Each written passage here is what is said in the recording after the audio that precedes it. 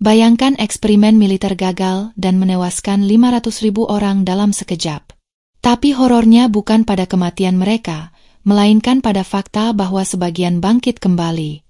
Dan ini bukan zombie haus darah. Mereka hanya berdiri, menatap kosong, seolah menunggu sesuatu.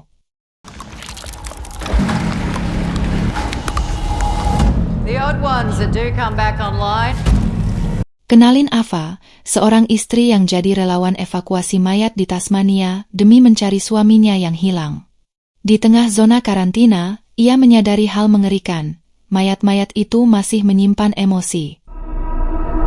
I need you. I love you. Bersama Clay, Ava menembus wilayah terbakar, berpacu dengan waktu sebelum militer membasmi semuanya. Tapi semakin jauh mereka melangkah, semakin jelas bahwa alasan kebangkitan ini jauh lebih gelap dan menyakitkan. Apakah Ava akan menemukan suaminya, atau justru kebenaran yang akan menghancurkannya? Twist di akhir film ini bakal mengubah cara pandangmu tentang film zombie. Tonton sampai habis, karena kita bakal bedah endingnya.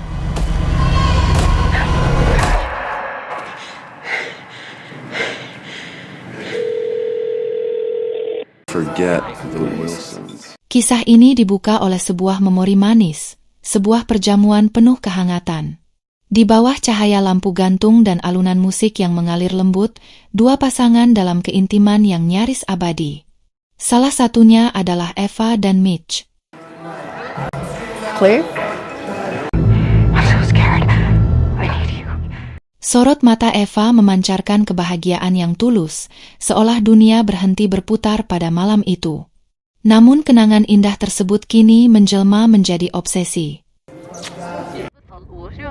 Of Hobart and a total accidental deployment of an tragic image have escalated.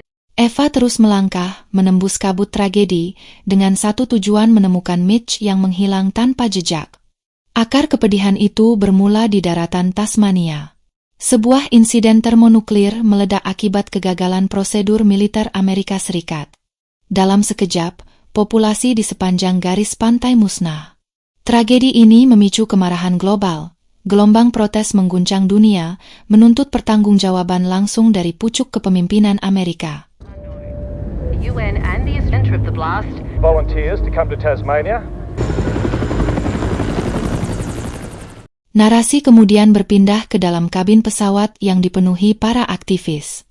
Di tengah suasana itu, Eva menyimak siaran berita yang mengungkap fakta mengerikan. Seluruh organisme hidup di Tasmania dinyatakan tewas akibat radiasi elektromagnetik yang melumpuhkan sistem saraf pusat secara total.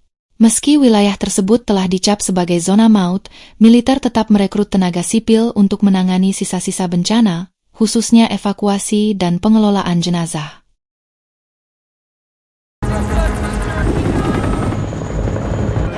Next. Is that you? Go grab your kids. Hobart yet. Sorry. Eva mendarat di pangkalan udara Devonport, titik kumpul para relawan. Pengamanan dilakukan dengan sangat ketat. Setiap identitas diperiksa dengan kecurigaan tinggi. Sebagian besar relawan datang bukan karena panggilan kemanusiaan semata, melainkan oleh dorongan personal, mencari keluarga yang tak pernah kembali. Eva adalah salah satunya. To join the body ritual. That's what you're doing while you're on the island, or you're heading this? May come back online. Keinginannya untuk mengakses wilayah selatan Hobart ditolak mentah-mentah oleh otoritas militer. Kawasan tersebut dianggap sebagai lautan api yang terlalu berbahaya. Eva berusaha menggunakan latar belakangnya sebagai fisioterapis sebagai alasan profesional, namun protokol keselamatan tetap tak bisa ditembus. Para relawan akhirnya hanya diberi satu tugas utama, evakuasi dan penguburan massal. Desas-desus mengenai mayat yang dapat bergerak mulai beredar dan menimbulkan keresahan. May come back online. Take it. Line, I can assure you they are docile, slow moving.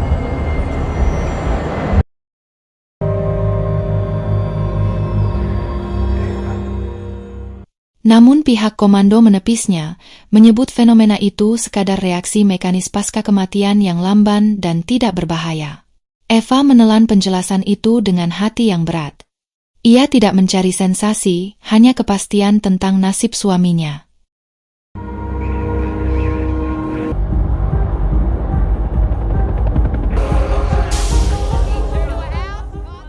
Operasi pun dimulai. Para relawan diangkut menggunakan bus, masing-masing dibekali suar darurat sebagai alat perlindungan diri.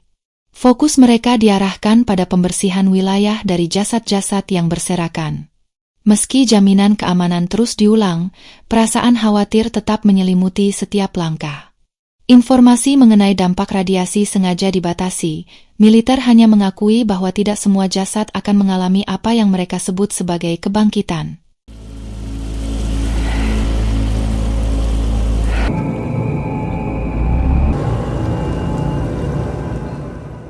Pembagian tugas dilakukan secara berpasangan, menyisir rumah demi rumah. Ketika Eva memasuki hunian pertamanya, ia disambut oleh kesunyian yang menusuk. Ruangan itu seolah membeku, menyimpan jejak kehidupan yang terputus secara mendadak. Eva terpaku, membayangkan tawa dan percakapan yang mungkin pernah mengisi tempat itu. Menjelang akhir hari pertama, liang-liang kubur mulai dipenuhi jenazah. Tekanan mental menghantam tanpa ampun.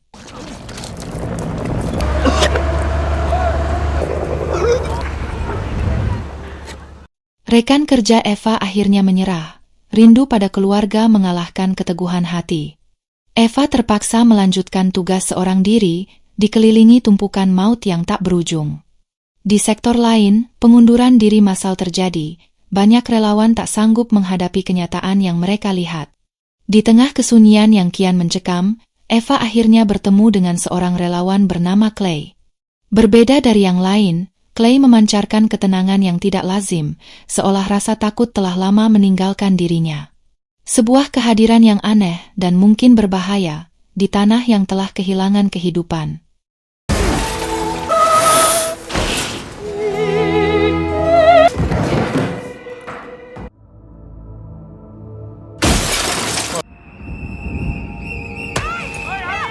Keduanya mulai menapaki nasib baru lewat profesi yang tak pernah mereka bayangkan sebelumnya. Dari satu ambang pintu ke pintu lain, mereka menyaksikan sisa-sisa kehidupan yang berakhir tragis. Di sebuah kamar sempit, tergeletak sepasang kekasih kaku bersimbah darah. Di sudut lain, seluruh tenaga mereka terkuras hanya untuk menggeser tubuh seorang wanita bertubuh besar yang tak lagi bernyawa.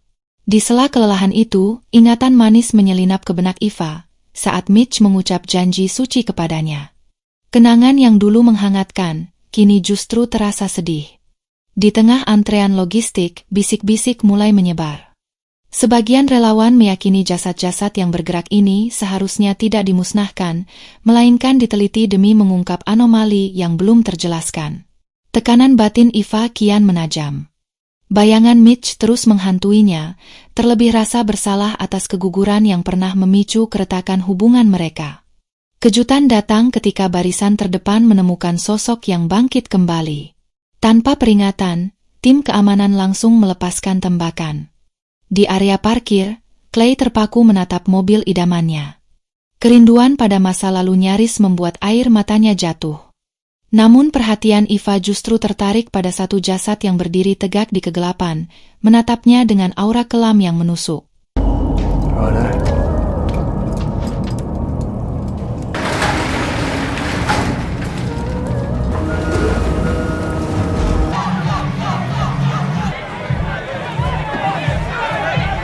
Clay menyalakan api suar dan sekejap kemudian, sosok itu tumbang dihujani peluru.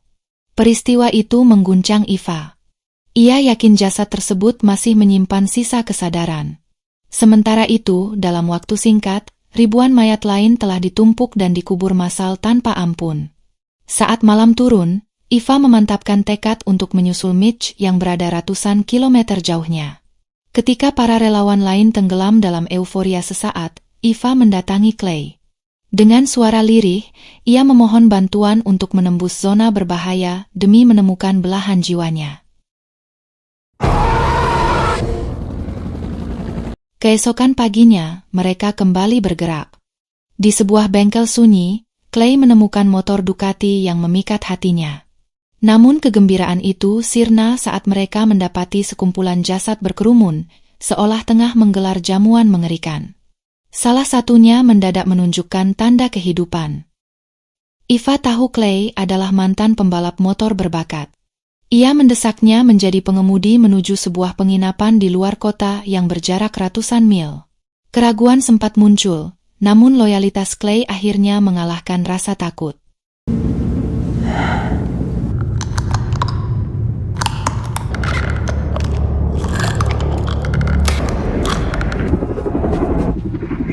Perjalanan itu jelas melanggar hukum. Mereka meninggalkan barikade keamanan, memasuki dunia yang telah hancur. Clay memacu motor dengan liar, membuat Eva terlihat cemas. Ketegangan memuncak saat lampu patroli memaksa mereka tiarap di tengah pelarian.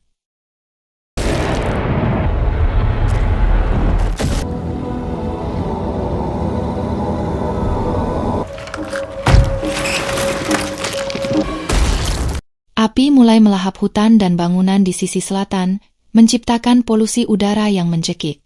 Mereka terpaksa berhenti untuk memulihkan napas. Dalam keheningan, saat Eva mencoba meredakan ketegangan otot Clay, sesosok makhluk yang telah berevolusi menjadi predator haus darah mendekat. Seorang pria bersenjata muncul di saat genting dan menyelamatkan mereka. Ia memperkenalkan diri sebagai Riley, menjelaskan bahwa para mayat kini telah bermutasi menjadi jauh lebih buas.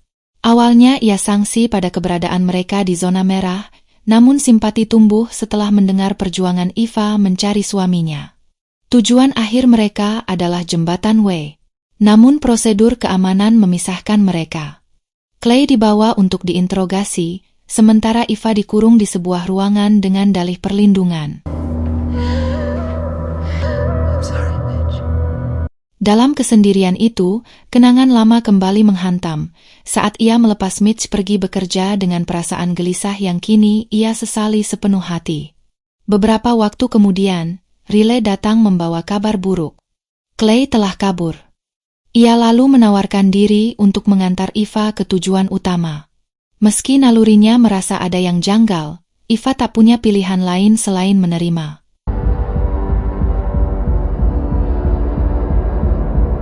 Mereka singgah di rumah Riley saat hari mulai gelap. Di sana, Riley mengisahkan kehilangan istrinya dan calon anak mereka. Kesedihan itu begitu dalam hingga membuat Eva ikut meneteskan air mata. Namun suasana haru itu berubah menjadi mencekam ketika Riley mengajukan permintaan yang ganjil. Eva harus berdandan menyerupai mendiang istrinya dan menemaninya berdansa dalam satu putaran lagu sebagai tanda terima kasih.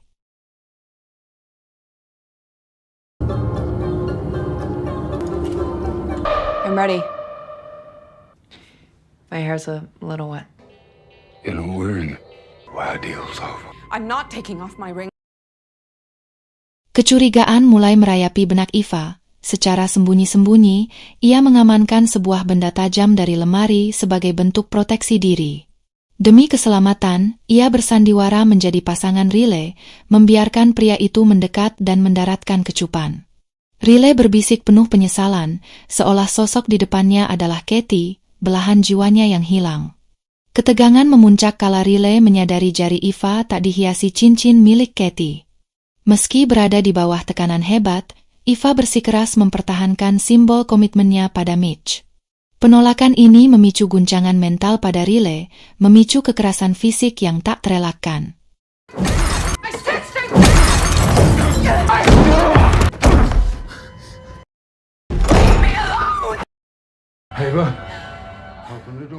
Dalam upaya menyelamatkan diri, Eva menerobos ke sebuah ruangan dan tertegun mendapati tubuh Katie di atas tempat tidur. Kondisinya ganjil, perutnya membuncit, tampak seperti mayat yang masih memiliki denyut kehidupan. Dengan napas memburu, Eva kabur menuju gudang, namun Riley terus membayanginya.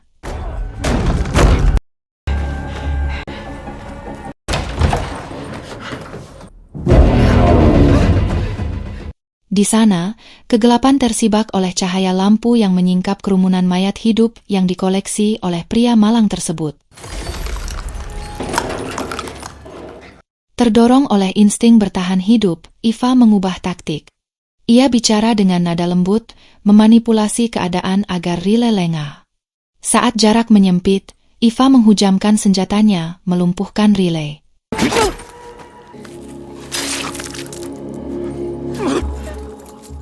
Dengan tubuh bersimbah darah, ia menyambar kunci kendaraan dan memacu mesin menjauh dari neraka tersebut. Karena kegagalan mekanis pada mobilnya, Eva terpaksa menempuh sisa perjalanan dengan otot kakinya sendiri. Berbekal sebuah kapak, ia menyusuri keheningan jalanan.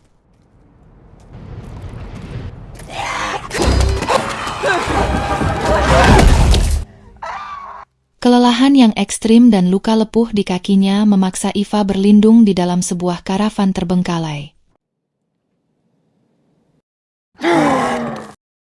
Keheningan malam pecah oleh suara berat. Eva, yang kini tak lagi dikuasai rasa takut, justru mendekati sumber suara. Di balik kegelapan, ia menyaksikan fenomena janggal, sesosok zombie yang tengah menggali liang lahat untuk keluarganya. Alih-alih membunuh, Eva justru membantu proses pemakaman tersebut. Namun, setelah tugas terakhir itu usai, ia mengakhiri penderitaan makhluk itu agar ia bisa beristirahat bersama orang-orang tercintanya.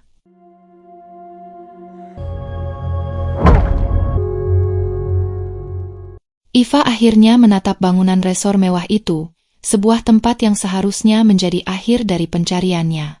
Namun, kemewahan itu kini menjadi makam terbuka bagi belasan orang yang tewas dalam pose meditasi. Eva terus melangkah, menelusuri tiap sudut demi mencari jejak suaminya. Di ambang pintu kamar terakhir, Eva menemukan kenyataan pahit. Mitch telah menjadi jasad yang hangus. Hi, babe. Namun, luka itu kian dalam saat ia menyadari suaminya tidak sendirian di sana, ada jejak perselingkuhan yang tertinggal. Perjuangannya seolah hancur menjadi debu saat ia menyadari bahwa cinta yang ia bela mati-matian hanyalah fata morgana.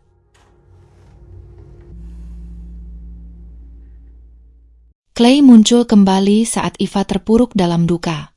Di tengah keputusasaan, Eva mengungkap tabir masa lalu mereka, tentang kegagalan memiliki buah hati yang memicu keretakan rumah tangga.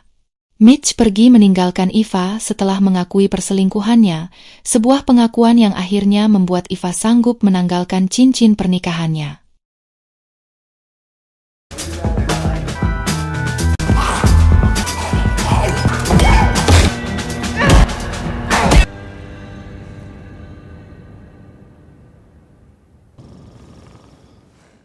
Setelah memberikan penghormatan terakhir dengan melarungkan jasad Mitch ke samudra, Eva dan Clay melanjutkan pengembaraan mereka. Di tengah perjalanan, mereka bertemu dengan Katie yang telah bermutasi, namun secara ajaib baru saja melahirkan. Tangisan bayi itu membangkitkan kembali sisi keibuan Eva. Ia menyelamatkan bayi mungil yang sehat itu dari dekapan ibunya yang sudah tak bernyawa. Pada akhirnya, kisah ini bukan tentang wabah zombie atau kehancuran peradaban.